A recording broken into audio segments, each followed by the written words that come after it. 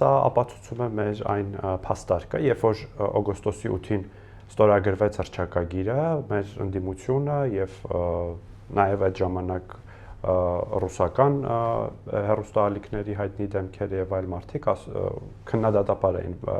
մոտենում սրան եւ ասում էին, որ հիմա Ռուսաստանից եւ Իրանից կլինեն խիստ արձագանքներ սրան, սա արվում է Ամերիկային բերում են տարածաշրջան Ռուսաստանի դեմ եւ Իրանի դեմ եւ այլն, եւ մենք բացատրում ենք, որ ընդհակառակը սա օգտակար է նաեւ Ռուսաստանի համար, որովհետեւ բաց սահմաններով եւ հատկապես ենթակառուցվածքներով հարավային Կովկասը նաեւ հնարավորություններ է ստեղծում Ռուսաստանի համար եւ կարծում եմ այս անկալումը առնվազն կա, բայց նաեւ այդ բանը հռետորաբանության